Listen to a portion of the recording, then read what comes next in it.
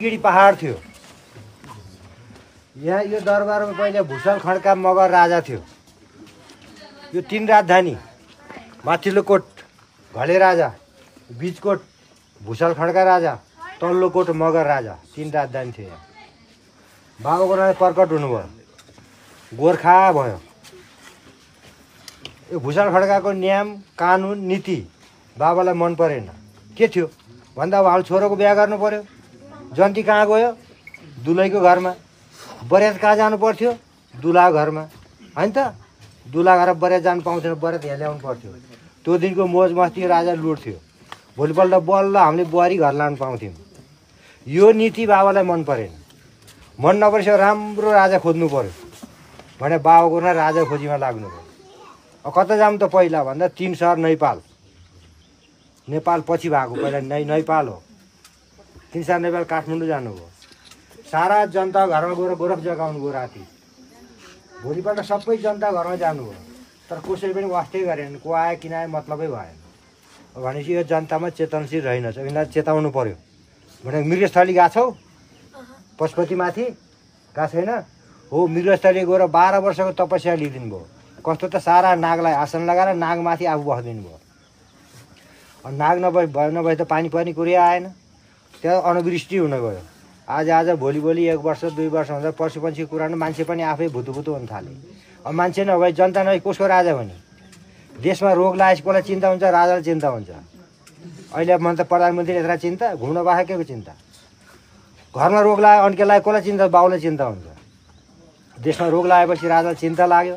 3 सहर भ्यालीभित्रका जनतालाई ज्योतिषलाई बोलाएर पट्टङ्गीमा राखेर देशमा कहाँ के हुन गयो ल हेर भनेर ज्योतिषलाई जिम्मा दिनुभयो। ज्योतिषले पनि लिखित भएको त्यसलाई गणन गरेर बताउने, लिखित नभएको कुरोहरूले बताउन सक्नु भएन। एउटा मिश्रा भन्ने बाजालाई चिन्ता लाग्यो, रोग त लाग्यो त कसरी लाग्यो त यो त हामीले बताउन सक्नु पर्यो नि भने उहाँ ध्यान दृष्टिमा बस्नुभयो। ध्यान दृष्टिबाट हेर्दाखेरि गोरखनाथ बाबा रिस उठे यति गर्नु भएको भने उहाँले पत्ता लगाउनु भयो। अनि राजाले भनिदिनु भयो यो कारण यो, यसको उपाय के छ त? यसको उपाय एउटै छ। दक्षिण भारत कामाख्यामा उहाँका गुरु मत्स्यनाथजी हुनुहुन्छ। उहाँलाई यहाँ ल्याउने उपाय भने यो समस्या हल भयो, न त हल हुनेवाला छैन। भनेपछि को आउँछ जोपाय गरेर मान्छे आउँदैनन्। फेरि राजाले भाइबाट राजपाट सुम्पेर आफै जाने प्रक्रिया मिलाउनु भयो र उहाँ जानुभयो, वार्ता गर्नुभयो। वार्ता मिल्यो, आउने प्रक्रिया भयो। मत्स्यनाथजी बच्चाको रूपमा आउनुभयो भोटो लगाएर। अनि 3 सहर भ्यालीभित्र आएर यसो हेर्दा फाँटमा एउटा ज्यापो हलज्योति हालेको छ। अनि त्यो ठाउँ गएर आउनु भोटो फुकालाई उसलाई जिम्मा दिएर ल भोटो तैँ सम्हाल है भनेर भोटो उसलाई जिम्मा फेरि आफू सच्चित रूपमा मृगस्थली पहुँचिनु भयो। चेलो नजिकमा त दर्शन गर्छ कुरो सकिएको, ऊ घमण्ड लिएर बसिएको छ। ऊ पर उभिदिनु भयो। गुरु आए, गुरुको दर्शन गर्नु परेन? अनि त्यहाँ उठेर गएर गुरुको दर्शन गर्न जानुभयो। गुरुको दर्शन गर्नुभयो।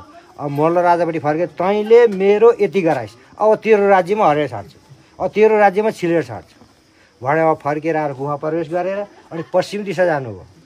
पश्चिम दिशा जाँदा लमजुङमा यसुबम शाहका 3 भाइ छोरा, नरपतिसा, नरहरिसा, दरवेशा कान्छा, उनी पढालेखा नभएका, जेठा माइला पढालेखा भएका, राजपाट गर्न सक्ने। अनि मम्मीले राइनाटारमा गाईको गोठ बनाएर गाई पालेर अब तिमी राजपाट गर्न सक्दिनौ, तिमी गाई सेवा दुध र भात खाऊ भनेर राइनाटारमा छोडिदिनु भएको थियो दरवेशालाई। अनि बाबा गोर्खा यता दिउँसो 12 बजेसम्म पुग्नुभयो।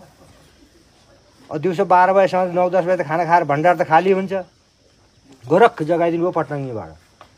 उनी त कौशिया 2 तला माथि कौशिया आराम गरिरहेछन्। हेरेको साधु दान पुण्य गर्नु पर्यो।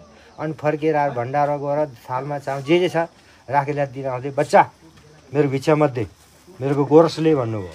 त्यो गोरस त सकिएछ महाराज, दही मथ्यो दरबार पठायो, 2 दरबार पठायो, भण्डार खाली छ, ए चाल जा देख भन्नुभयो। बाबु बाडी त मान्नै पर्यो। गएर भण्डार गएर हेर्दा त्यो खाली कराई दुधले भरिया रहेछ। गएर हेर्दा बाबा त पटङ्गिया छन्, छोटो सानो छन्, तर उहाँले आफ्नो खप्परहरू झ्यालबाट उही माथि नै पुर्याइदिनु भयो क्या यसरी। जब खप्पर देख्यो त आश्चर्य मान्यो, यी त सामान्य योगी होइनन्, यी त बाबा गोरखनाथ हुन् भने फर्केर आएर पाउमा दण्डवत गर्यो र सिधै कौशियालाई आसन राख्यो। त्यही दुधमा खिर पकायो। अनि 2 जना खिर मजासँग खाएर बाबा खुसी भएर 3 ढाप मारेर लो आजदेखि गोर्खा राज्य तँलाई भनिदिनु भयो। अब पढालेखा नभएको मान्छे मूर्ख हुन्छ अरे, ज्ञान हुँदैन अरे। उसले गोर्खामा चाहिँ किन मार? 3 सहर नेपाल पनि मैले पाऊँ उसले भन्यो। तेरो पढालेखा छैन, तेरो दान पनि छैन, तेरो लागि गोर्खा मात्र।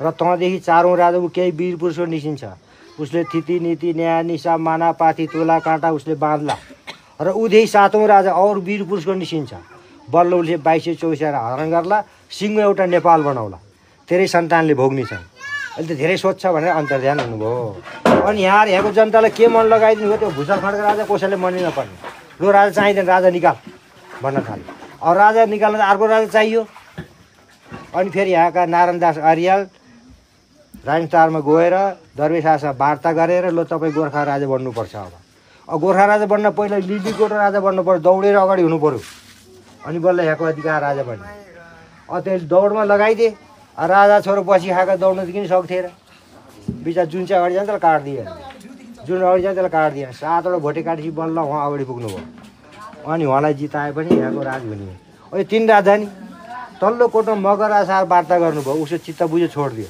ल हजुर चलाउनु यो भाषामा वार्ता गर्न आयो मूर्ख मानेन मै चलाउनु मेरो राज भन्छ अरू ऊ भाषा वार्ता गर्नुभयो उसको चित्त बुझ्यो छोडिदियो फेरि यो भाषा वार्ता गरायो यो त मान्दैन अहिले त मार्नै पर्यो यसले नमारे 3 राजधानी एउटै भएन यसको सोख भनेको स्त्री र माछा यी दुईटा पाएपछि मर्न पनि तयार हुने हो बुढी गण्डकीमा माझीहरूलाई कुमालहरूलाई लुतो गर्ने भएको ठुलो माछा जिम्दै पक्रिने भनेर आदेश दिए अनि जाल हानेर ठुलो माछा पक्रेर पटङ्गीमा राखेर सरकार माछा हेर्न सवारी हुने भनेपछि बल्ल उसले गद्दी छोड्ने अवस्था हो गद्दीमा राजा मार्न पाइँदैन राजालाई मार्न राजै चाहिन्छ अर्कोले मार्न पाइँदैन ऊ गद्दी नछोड्ने बल्ल माछा भनेपछि ऊ गद्दी छोड्ने अवस्था हो ढोका होचो अझै पनि होचो छ ढोका हेर्नुहोस् न्युरे निक्लिनु पर्यो न्युरे त्यही बेला दरवेशाले काटेर राजपाट गर्नुभएको 1481 अनि बल्ल गोर्खा दरबार भयो गोर्खा थिएन बल्ल प्रकट हुनुभयो गोर्खा भयो अनि दरवेशाले आउनुभयो गोर्खा दरबार भयो अनि कालिका आएपछि गोरख काली मन्दिर